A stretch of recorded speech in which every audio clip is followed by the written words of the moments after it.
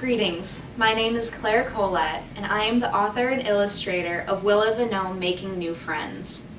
The author is a person who writes a story, and an illustrator is the person who draws the pictures. In honor of Ben Carson Reading Day, I would like to share my story with you. A Note on Gnomes.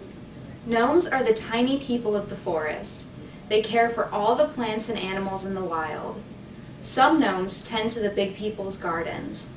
If you see a gnome, it will stand very still and pretend to be a statue.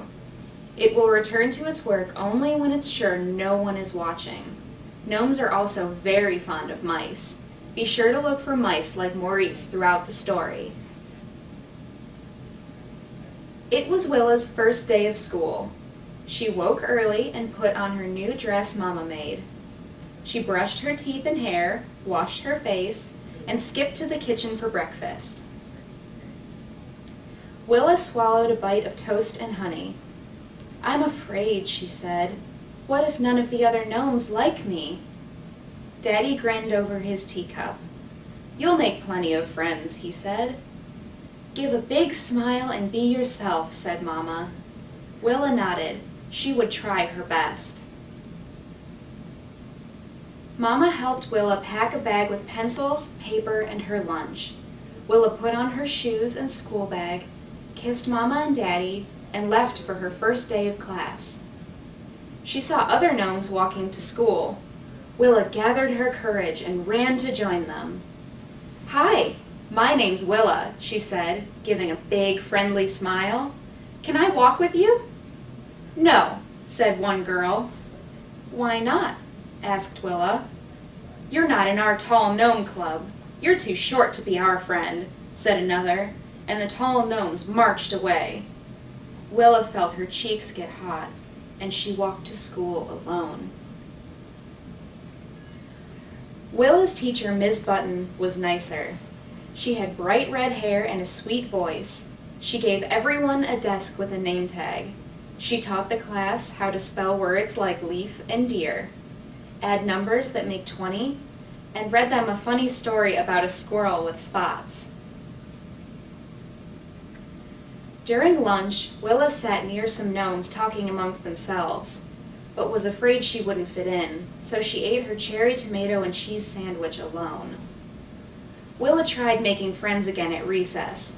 There were girls playing with their hair across the playground. Willa ran over to say hello. "I can braid hair. Can I play?" Willa asked with a timid smile. "Boys can't braid," a girl said, looking Willa up and down. "I'm a girl," said Willa, confused. "Girls have long hair. Boys have short hair. You're a boy," she said. "Your name should be William." "William, William," the girls chanted. Willa ran away. She didn't know making friends would be so hard. She wanted to talk to Mama and Daddy. They would know what to do. After school, Willa trudged home by herself. She didn't want to talk to anyone. They might be mean too. Mama greeted her at the door with a hug. "How was your day, Willa? Did you like school?" Mama chattered as she helped Willa take off her bag. Willa wanted to be brave, but she felt big tears roll down her cheeks and onto the front of her dress. Mama sat Willa in Daddy's big chair and brought her warm cinnamon cookies and milk. When Daddy came home, he and Mama listened to Willa's story. "I'm not going back to school," said Willa. "The other gnomes were mean and wouldn't play with me." "I'm sorry, Willa," said Mama. "Some gnomes aren't very nice. You're going to meet kind gnomes and mean gnomes." Daddy nodded and said, "Sometimes there are going to be a lot of mean ones, but you shouldn't hide. There are many nice gnomes to meet also." "But I couldn't find any nice ones at my school. I don't think there are any," Willa sniffed. "You haven't met everyone. Try again tomorrow," Mama said, and wiped Willa's tears away. "There's a friend out there for everyone." Willa went to sleep that night, hoping she would find a friend after all. The next morning, Willa dressed and washed up. She still had butterflies in her tummy. Mama kissed Willa as she left for school. Pay attention in class, talk to someone new, and what else? Remember that there is a friend out there for everyone, Willa said with a weak smile. She would try her best. Willa paid attention in class and got candy from Ms. Button for writing 10 different ways to add to 10. But when it was time for lunch, Willa was too nervous to talk to the other gnomes and ate alone. Willa went outside for recess and looked carefully for someone who seemed nice.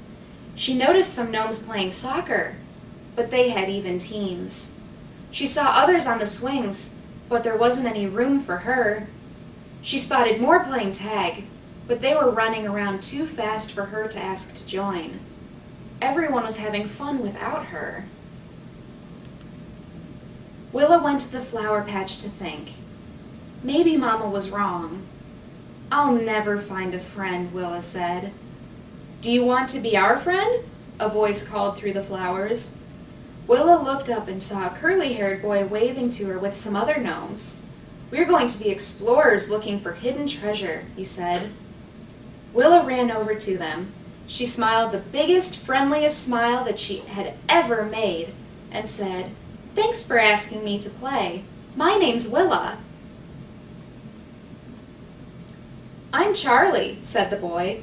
This is Addie and Liam. Willa and her friends looked for treasures for the rest of recess. She couldn't wait to tell Mama and Daddy about her new friends. I hope you enjoyed Willa the Gnome. It was my pleasure to share it with you. If you would like to learn more about the story and the writing process, please feel free to watch the author interview.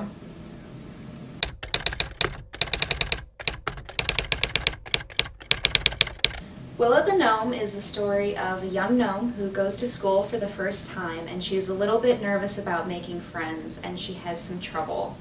She goes to her mama and daddy and asks for some advice, and they tell her to try again and be persistent. And sure enough, the next day she goes to school and meets some nice gnomes that are her friends.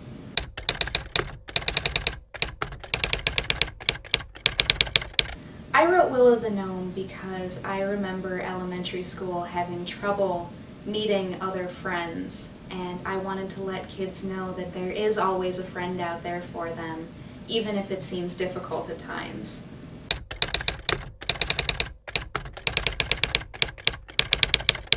I always loved books when I was a kid, and I could be found underneath a pile of them for a lot of my childhood.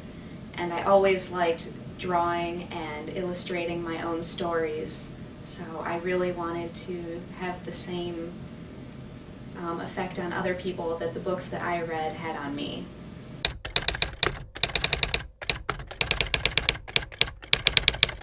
I love telling stories either with words or with pictures, and doing both of those together is just a great way to exercise my imagination. And it's wonderful to have other people experience it along with me.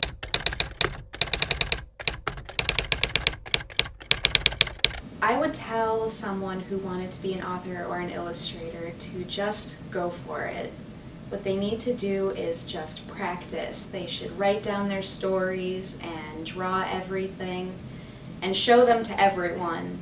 Enter contests and take classes. What they really need to do is just go for it, and then maybe one day they can go to school to be an author and illustrator like I did.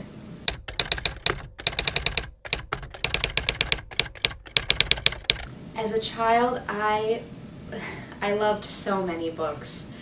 I liked Martha Speaks and the Berenstain Bears and anything written by Patricia Polacco, especially Rashenka's Eggs because of the beautiful illustrations.